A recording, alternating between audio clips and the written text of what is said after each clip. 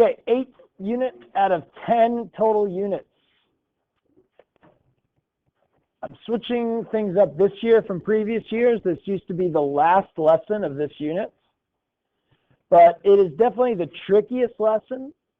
There's a lot of different types of problems that we are going to do that will involve this function, this type of expression, okay? The other lessons in this unit are not involving this stuff.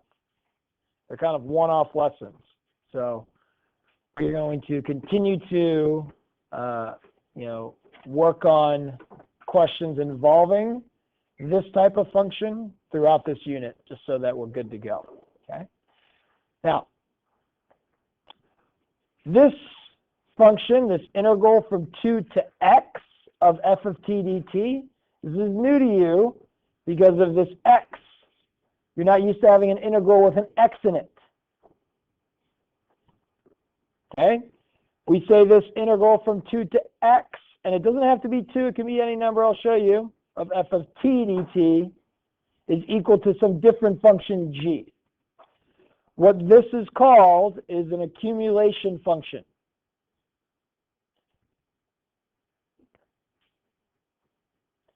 Typically, not always, but typically, it's from some value a to x, and then some function inside the integral. Now, we don't want there to be x's here and x's here, because that would be, it'd kind of negate each other and it just wouldn't work out nicely.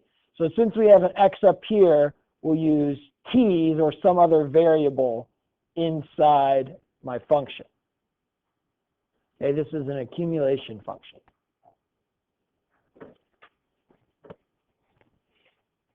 Usually we say that this accumulation function is equal to a different function g, which we use frequently. However, you will see that we could also replace g with something else in the future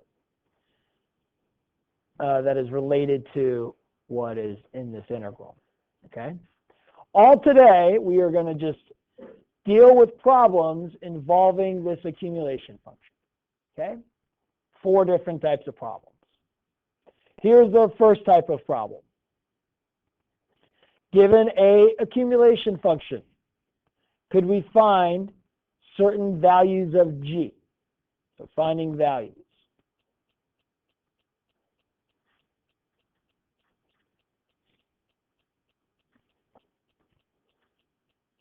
Now, I note this as f of t. It doesn't have to be. It can just be f. And if you want it to be f of t, it can be. It's fine. You can just say this is a t-axis instead of an x-axis. And that's okay. All right. But let's see. I want to find g of 4. Well, for these types of problems, it's very simple. You just got to realize that I'm replacing x with 4. So that means I would replace x in this integral with that 4.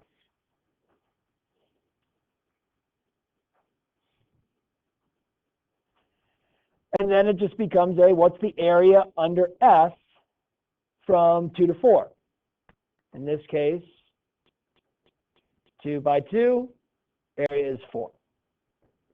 Okay, you guys do the other 2 just so that you're comfortable with things.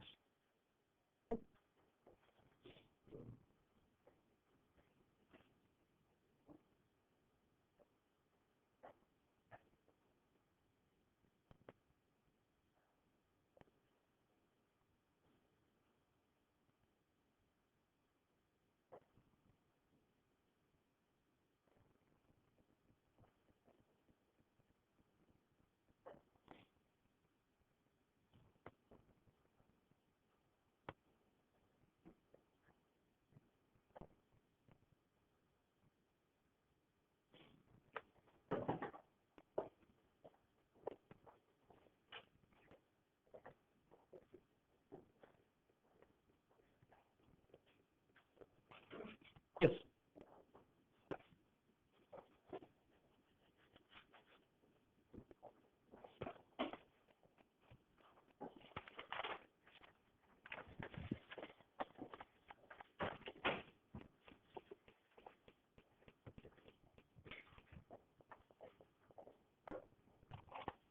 All right, from 2 to 7, what do we get? 3. And from 2 to 2, 0. Good. All right, so simple, right? All we have to do is just know how to replace an x in the integral and go from there. Same kind of deal with this. Go ahead and figure this out.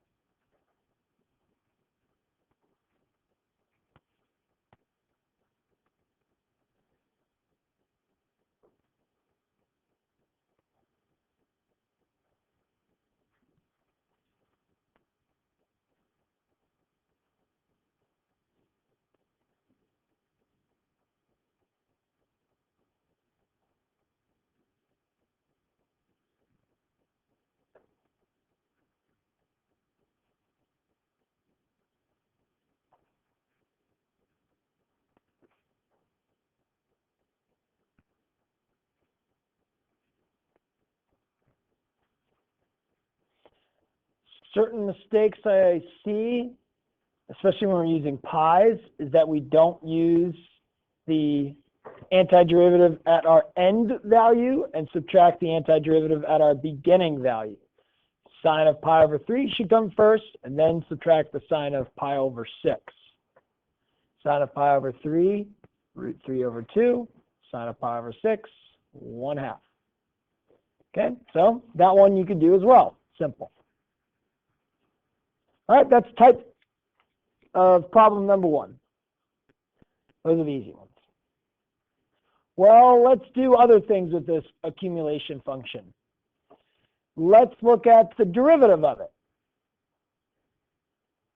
Okay, so take the derivative of this accumulation function. I'll do an example, and then hopefully we can get some general statements from that example.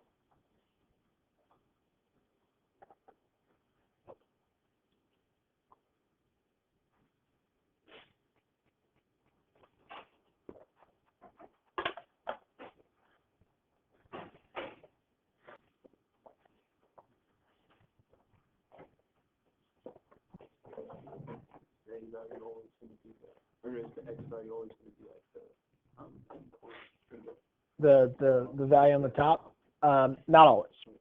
We'll talk about both situations in this.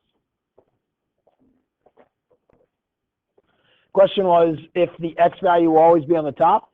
Typically, yes. However, not always. All right. Let's go back to the previous problem when we evaluated this with a number. Right? What would we do? We took the antiderivative, we plugged in the number, we subtracted the other number plugged in. Right? Well, let's pretend instead of the number I have an x, and let's pretend after I've plugged in the value x and the other value pi over 6, I have to take the derivative. What do we think the end result of taking the derivative of this thing will be? Right, it seems like it's just going to be whatever we started with, okay? Because it's like we're going to have to take an antiderivative and then take the derivative of that. That essentially is the second fundamental theorem of calculus. That when we take the derivative of the accumulation function, we'll get what we start with.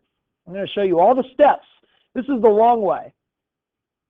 You will not have to do all these steps when you do problems like this. I'll show you how it's just super simple.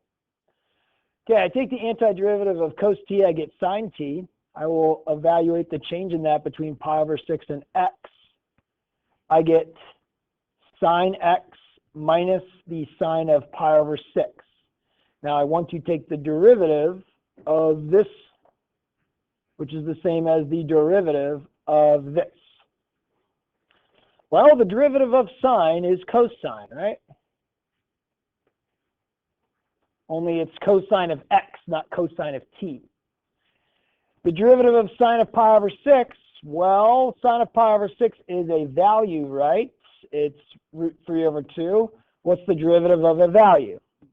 0. So the derivative of that just goes away. Our instincts were correct that the derivative of this accumulation function is just a function. Only instead of with t's, it has x's. So it's like we took this x and plugged it in for the t, and we said we're done. That essentially is the second fundamental theorem of calculus, is that if we take the derivative of an integral, we get kind of what's on the inside.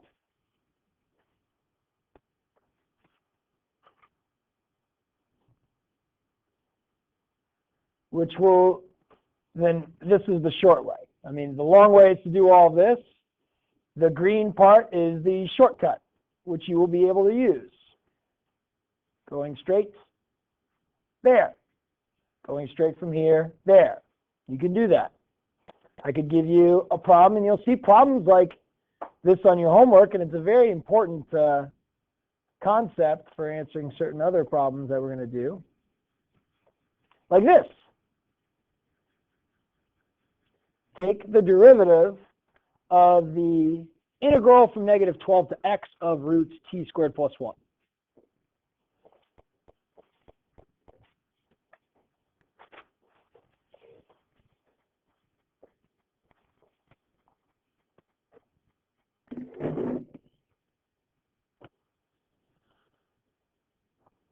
Well, it looks intimidating, but it's as simple as taking the x and plugging in wherever you see t. That's your answer. Nope. Nope, because it kind of gets removed from being an area when we take the derivative. So no dx's, nothing else, just that. Now let's go back to this and flip-flop things. What if I was to take the derivative of the accumulation from x to a value a of f of t dt? Could occur. Typically, it will not like that. But you got to be ready for it. Let me move this over.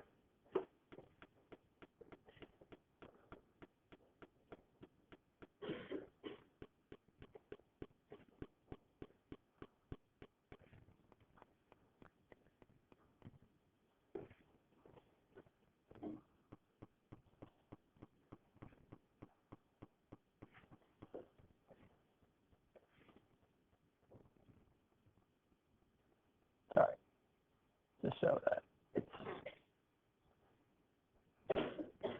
easy to see.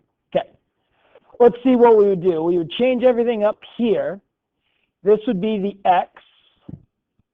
This would be the value, a. That means the x would be down here.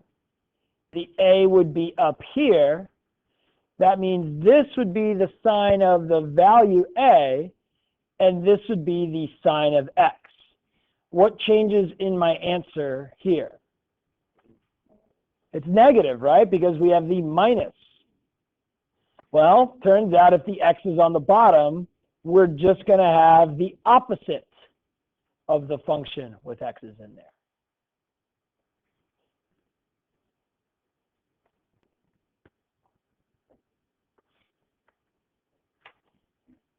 I don't want to say negative x, but it's just that times negative 1 gives you that. Okay? And that's because if you think about taking the antiderivative and using the fundamental theorem of calculus, it's f of your end point minus f of your beginning point. So it would be the derivative of the antiderivative of the opposite of the function with, I didn't say that right.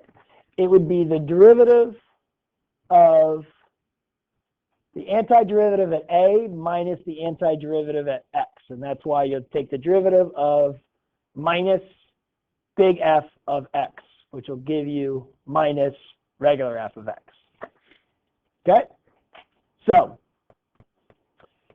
we're ready for something like that. They could get a little bit trickier, and we might see something like this, where it's not just an x, it's an x cubed.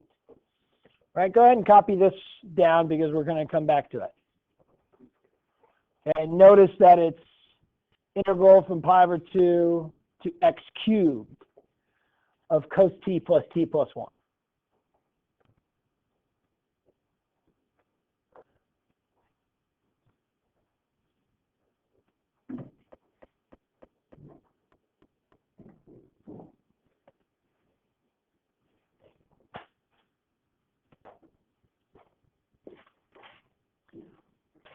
Right. Our instincts are telling us that this is probably going to be equal to what? What do we think we should do? Right. Put in the x cubed with a t. We think that, just like the last one, we'll just kind of put in the x cubed where the t's are. In this case, there's multiple t's. If there are multiple t's here, I'd have multiple x's there, right? Okay, so I think maybe it's going to be cos x cubed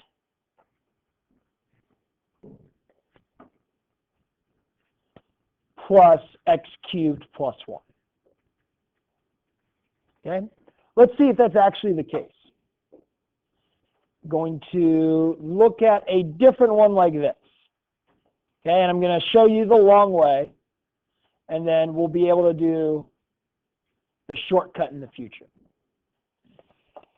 So my goal is to hopefully get something where it's 3 plugged probably the x to the 5th plus 2, because it is just an expression, in for the t, so that'd be x to the 5th plus 2 squared plus 1. Hopefully this is my answer. Or that's what my instincts are telling me. Let's go the long way. I will actually take the antiderivative and evaluate this using the fundamental theorem of calculus, and then I will take the derivative of that. Okay, you won't have to do this. I'm just going to do it just so that we can see what it equals. Okay, so the antiderivative of 3t squared plus 1 will be t cubed plus t. I will find the change in that between, let's just say, -1 and x to the 5th plus 2. Well, what I would have to do is eventually take the derivative of that. So let's remember that we're taking the derivative. I'd plug in the x to the 5th plus 2. See if I can say that. I'll go down here. No, I'll do it up here. X to the 5th plus 2 cubed plus x to the 5th plus 2 minus the function with -1 plugged in. So it's -1 cubed, which is -1 plus another -1, I get -2. Okay, although reminder is that we're taking the derivative of that. Well, let's see what the derivative of this is. Hopefully, once I take my derivative, I get the answer that I'm looking for. Well, I have to use the chain rule for this. It'd be 3 x to the 5th plus 2 squared times 5x to the 4th because of the chain rule, and then the derivative of x to the 5th plus 2 would be 5x to the 4th. Well, this is my answer. Right here, these are not the same. So my instincts were wrong. However, they were close to being correct. Because watch what I could do. I could factor out the 5x to the 4th, and I get 3x to the 5th plus 2 squared plus 1 times the quantity times 5x to the 4th. Now we look at these two answers, and we see they are very, very close to being the same thing. So I took the long way to get this. Well, almost what I thought it was going to be, just plugging in. What's the one extra thing I have to do? Take the derivative of whatever this expression is with x's and multiply it at the end. So that's the long way. Here's the short way, which you'll be able to do. Plug in the g wherever you see t, and then multiply by g prime. Or if you want to write that out, you'll get f with g plugged in times g prime. It's an application of the chain rule, not the chain rule. It's just an extra step. Just make sure if there's something other than x, you multiply by the derivative of that something because of the chain rule.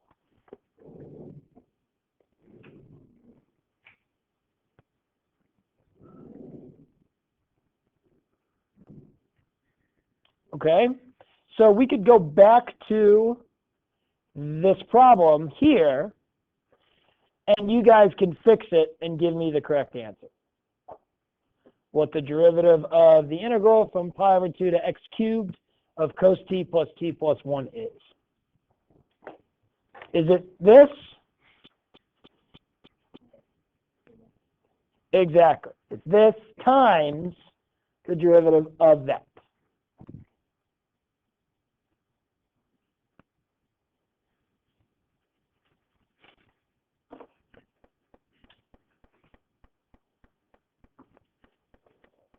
That simple. Okay, that's the shortcut way. You just have to know it. You will see always on AP tests, there'll be one or two problems like this, and so many students get it wrong because they forget about this extra step. And you're probably going to forget it between this unit and when you actually when we actually start reviewing, so you have to remind yourself. Really quick, let's do something like this.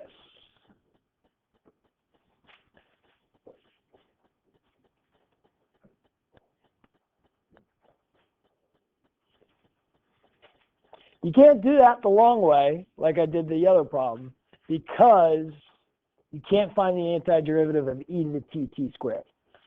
Good thing is, like, I don't want you to do any of these problems the long way. Just use the shortcut way. We're just using kind of the second fundamental theorem of calculus.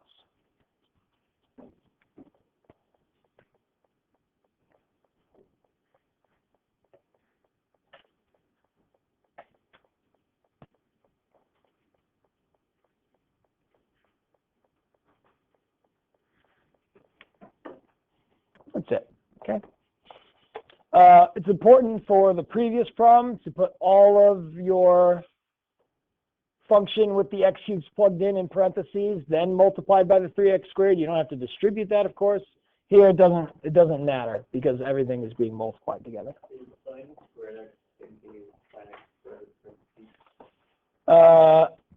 No. Oh, no, you're right. Sine squared x is the same as sine of x squared. Yes, that's important to know. All right, well, what if we had x's on the bottom and the top?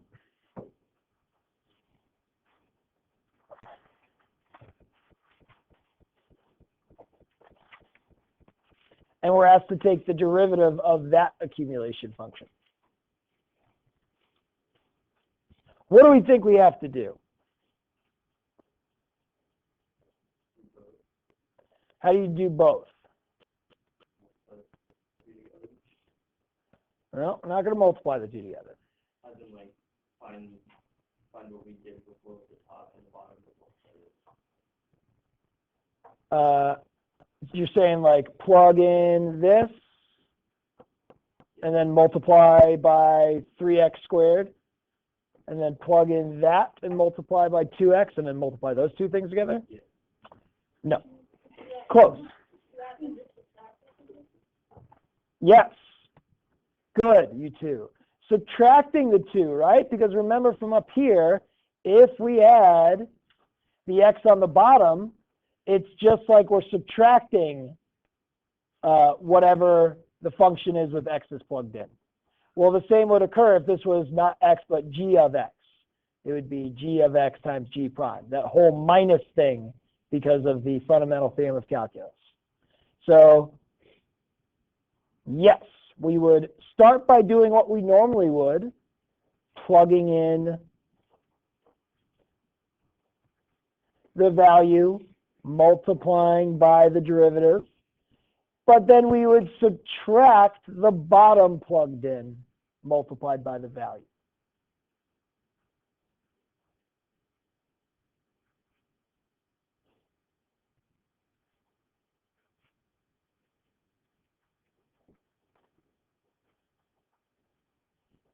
Okay, so be ready for something like that in the future.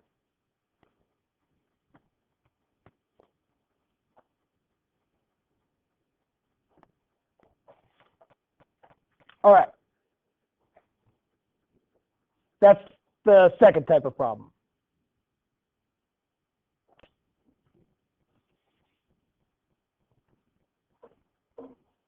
Third type of problem.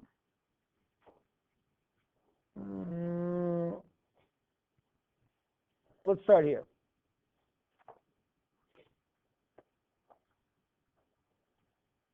Yeah.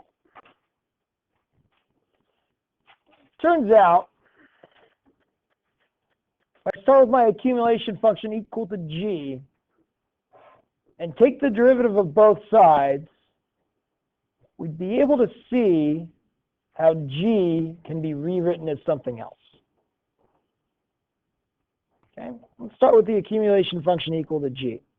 If I take the derivative of both sides here, what do I get on the left side?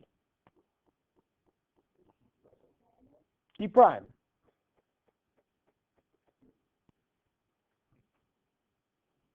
Well, what do I get on the right side? Right. The derivative of the accumulation function is just f of x.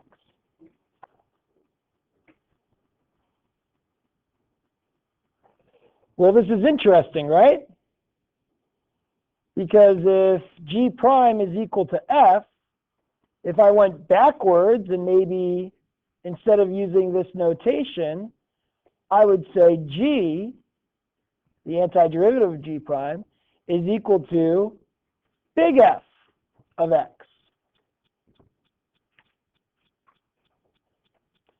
So what does that tell me? That tells me that I don't need g here.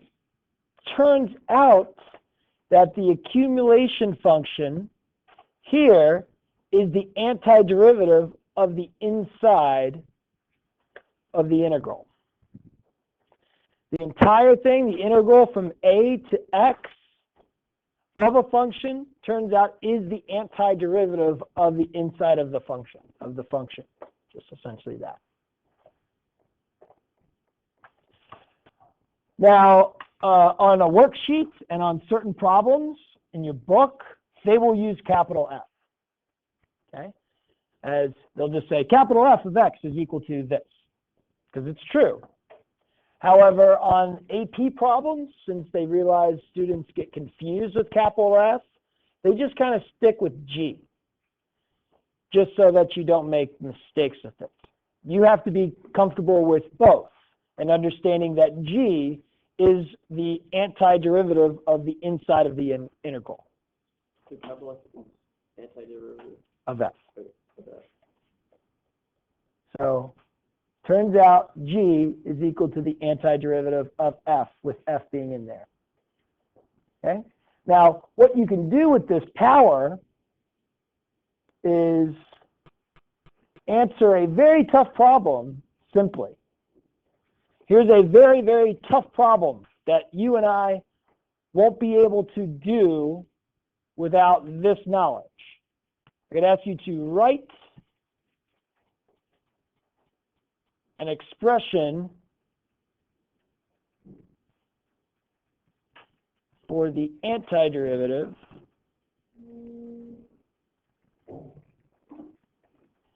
of f of x, which is equal to e to the 3x times x to the fourth.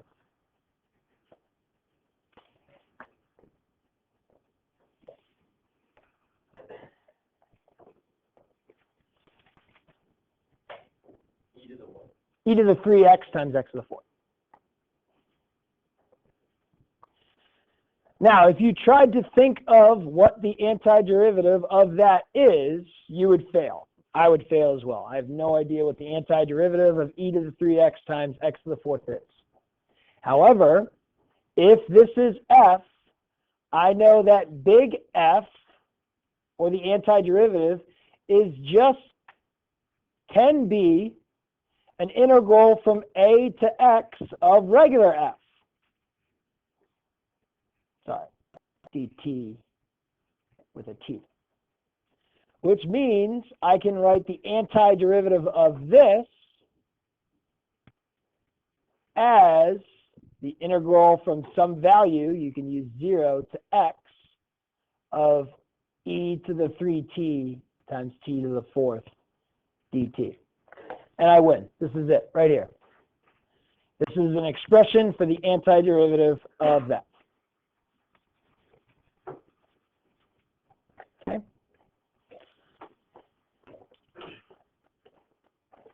That's pretty much the second fundamental theorem of calculus. Kind of all of that combined, like the derivative of the accumulation function gives us just what we have. Well, that tells you that the accumulation function is the antiderivative of whatever's inside the integral. Okay? Doesn't matter. It could be any number. Okay? Now, you'll see a problem or two like that where you would have to understand the accumulation function being equal to the antiderivative of the inside. But typically, you won't have to know that. Okay? What you will have to know is just how you can start with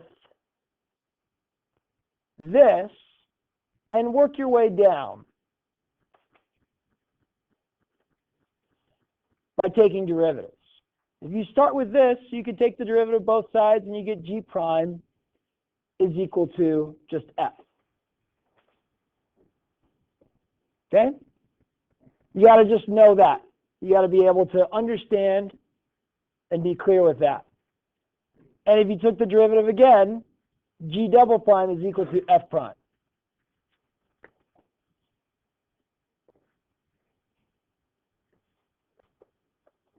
Now, our next set of problems involve this table. And really the rest of our problems involve this. So make sure you have this down. Because pretty much the rest of what we're going to be doing uses this fact, which comes from the second fundamental theorem of calculus, which is the derivative of this is just that, which means g could be big F. But let's just use g's. You'll see g's often. Okay? We can use this to do the following. We'll go back to our original example. Only I'm going to use 3. And I'm asking you to find g of 3. You've already done this. Only thing I want you to worry about is if you have like a 4 here, make sure you know it's going to be from 4 to 3. You've already done problems like this. But now we're going from right to left. Be careful. If you see right to left, remember it's the opposite of left to right. 3 to 4, the area is 2. From 4 to 3, this area is going to be negative 2. Okay? Write a note to say careful if right to left.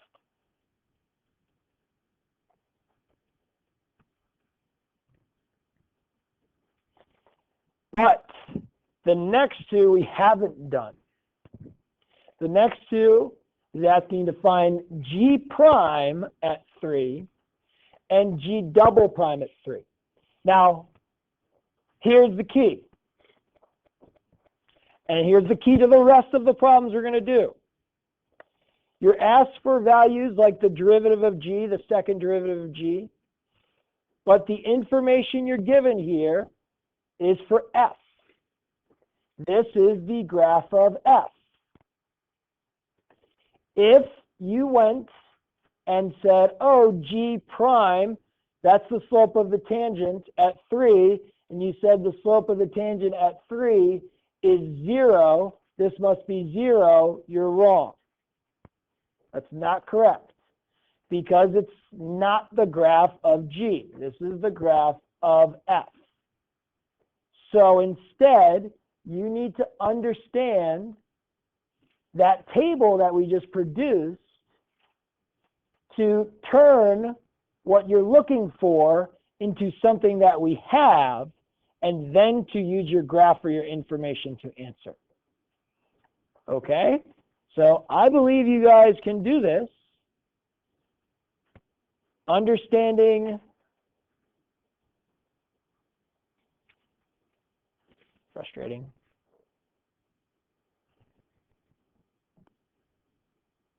Understanding this, go ahead and find G prime of 3 and G double prime of 3.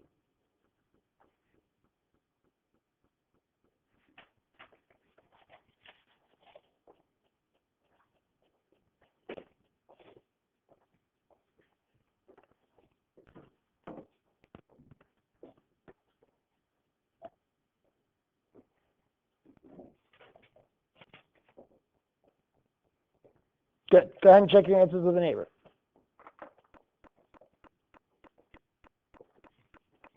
Good.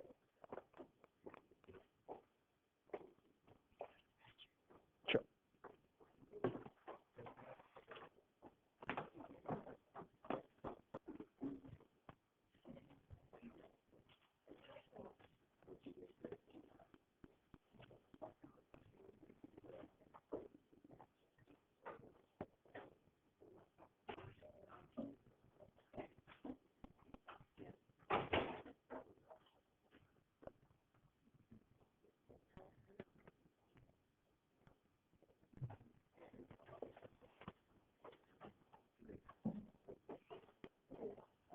All right, what do we get for G prime of 3? 2 is correct. How do we get 2, Mr. Thomas? Because that would be f of x at 2, or f of 2, so f of 2 is equal to 2. Right, f of 3, which is equal to 2. Yeah, exactly. Because we know G prime is equal to f. G prime of 3 is the same as f of 3. F of 3 is 2. Good. What's G double prime of 3? 0, because here G double prime now is equal to f prime of 3. F prime of 3 is the slope of the tangent at 3. That is 0. Okay? So now we're getting into the different types of questions that are going to be asked of us. Well, most of the questions that you will see are Unit 4 type questions, only with the accumulation function. Okay? So let's remember Unit 4. Unit 4, I gave you a function, or I gave you the graph of like the derivative, and I asked you, when is the original function increasing or decreasing? When does it have relative extrema? When does it have maxes or mins? Well, in this situation, I'm going to be asking you questions about G. What is G of 3? What is G prime of 3? When does G have relative extrema? When does G have inflection points? But you are given information about F. This is F of T. It could be just F of anything. Okay? Well, now we have just extra steps involved with Unit 4 type problems. Let's quickly review some Unit 4 material before we answer this question.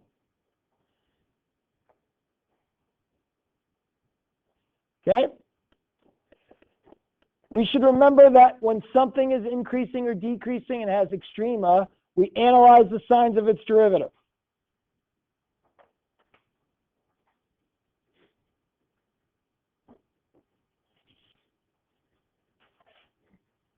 If I want to figure out when G is increasing, I'm going to see when G prime is positive. Right?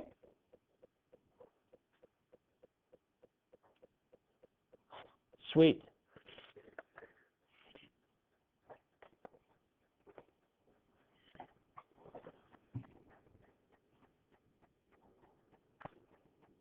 All right. So we talked about if G is going to increase, we're going to examine G prime and when it's positive. When does the function have a max or a min? Well, we got to remember it's when the signs of my derivative change.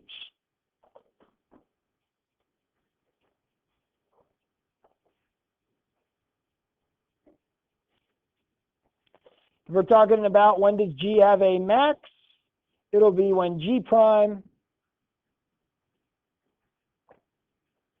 changes sign from positive to negative. Okay, that means G is going to go from increasing to decreasing. When is the function concave up or concave down? We analyze the signs of its second derivative.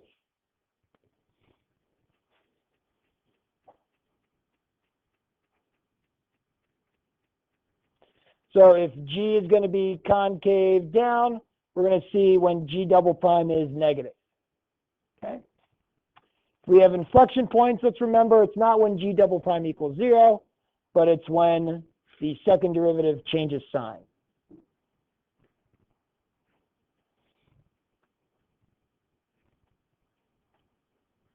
Okay. Now, here's the difference between these questions and the Unit 4 questions. Let's go back to this problem.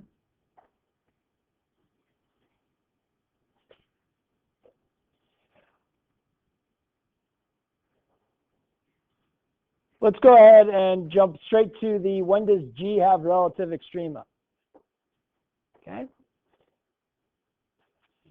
You're given information about F. You know G will have relative extrema when G prime changes sign.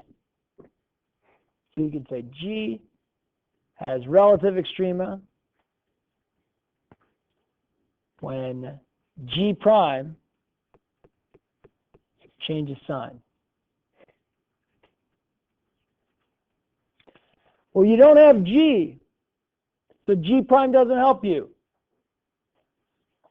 But what's the connection? G prime equals what? F of x. So instead of saying G has relative extrema when G prime changes sign, you could say G has relative extrema when G prime, which equals F of x, changes sign.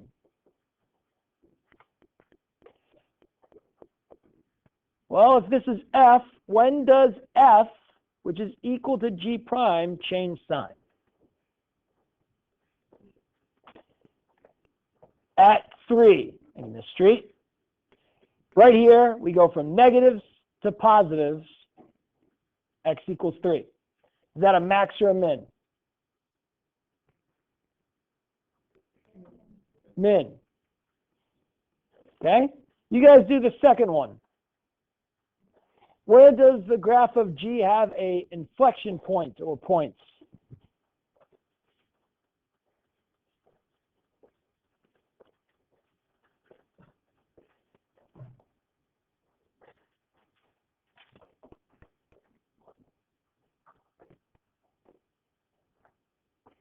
Nope. Yep.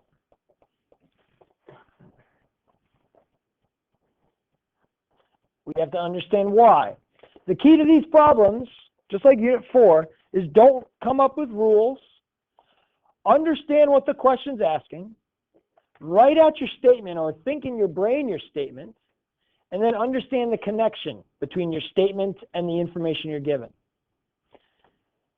When will a function have inflection points? You'll say we'll have an inflection point when G double prime changes sign.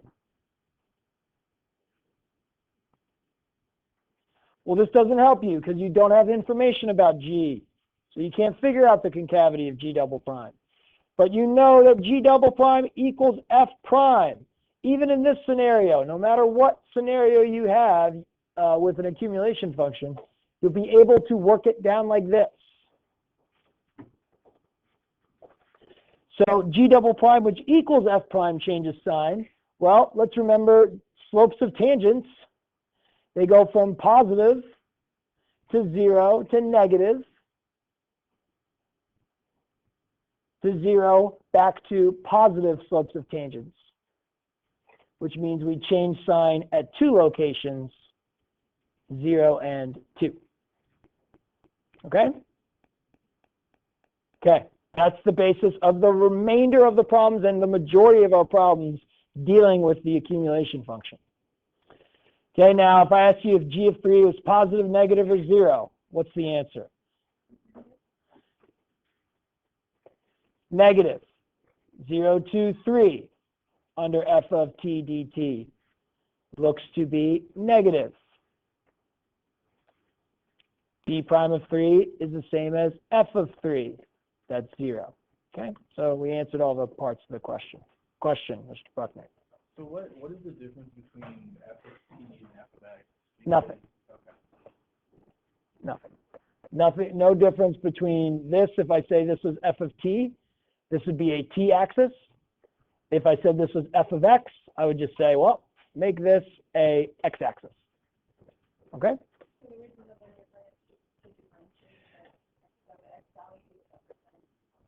That's very important. The reason why they're different is so that this is different than this, so that if they were the same, then if you're trying to find, if this was an x here, and you're trying to find g of 3, will be the integral from 0 to 3 of f of 3. F of 3 is just going to be a value. So this changes significantly than the area from 0 to 3 of whatever your function is with a t. That's why it has to be different. Okay? All right, let's do another problem. This is the graph of f. You are told G is equal to the accumulated area from 0 to x under F. I want you to find G of 2, G prime of 2, G double prime of 2. Figure out when G has relative extrema, and if they are maxes or mins. And then when does G have points of inflection? Go.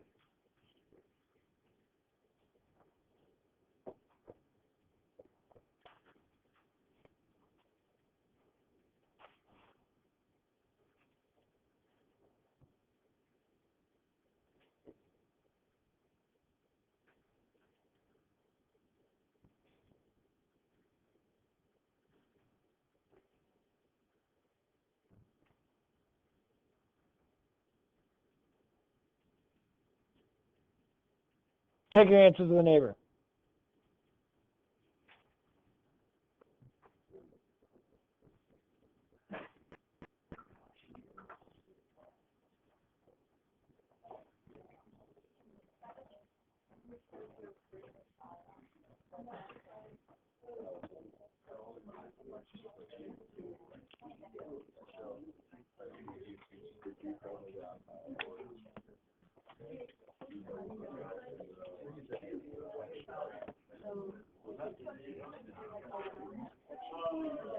What do we get?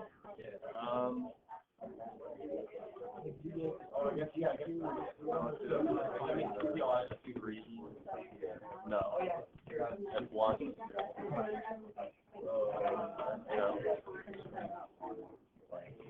Nope. Nope.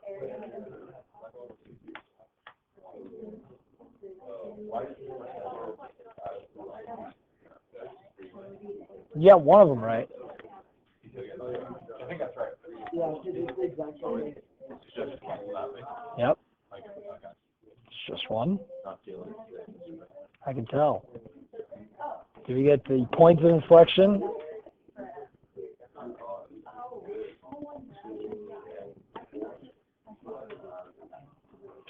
Three counts too.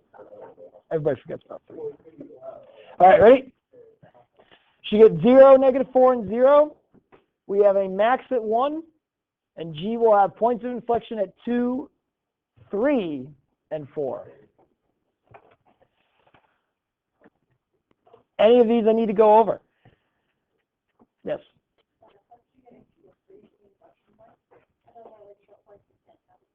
Well, that means probably the second derivative doesn't exist at 3. However, all I need to show is that the second derivative changes sign. Well, that would be when the slopes of f change sign. And right here, the slopes of f do. They go from positive values to negative values. So they change sign. That is all that is required to have a point of inflection, which is why 3 must be included. Any other questions about these answers? The key is the connection. We need to find when G prime, which is equal to F, changes sign. We need to find when G double prime, which is equal to F prime, changes sign. And that's how we find G prime of 2. That's how we find G double prime of 2. Okay? One more problem.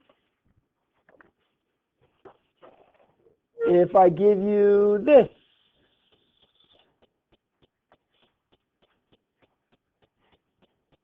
I could ask you this. When is F concave up or down on the interval from 0 to 6?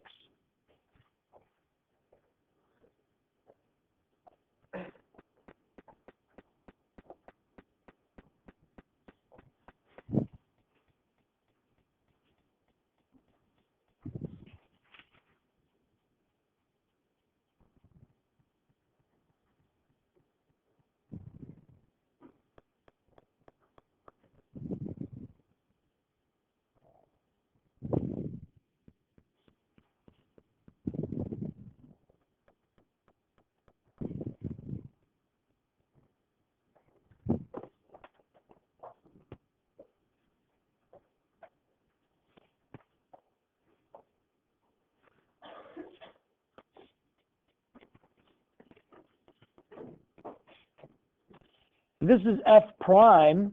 Notice it's not G anymore. They're just changing it up. You got to be ready for it. Trying to figure out when the original function F is concave up or down, you need to examine the signs of F double prime. Well, F double prime is just going to be the derivative of the accumulation function, which will just be x squared minus 4x. Now I need to see when this changes sign. What do we have to do to see when a function changes sign? What's step 1? Set it equal to 0. Thank you.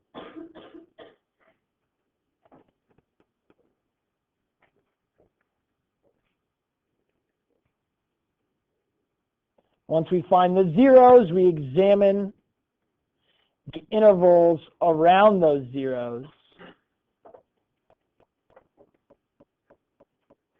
using our handy dandy number lines. We only go to 6 in this case. These will be the signs of F double prime. We'll find they're negative from 0 to 4. They'll be positive between 4 and 6. That means F, the original function, is concave down from 0 to 4, and F is concave up from 4 to 6. Okay, there's all sorts of different types of problems that you will see with this accumulation function. Now, on your way out, you need to get 2 of the 3 parts of your homework. where you'll have all these problems. First is a worksheet front and back. This is the majority of your homework tonight. The second is a free response packet. You will do one problem per lesson, so you have to hold on to this all units. The third is there are a couple of book problems that you need to do. Please grab one of each on the way out. Thank you very much. Have a lovely weekend.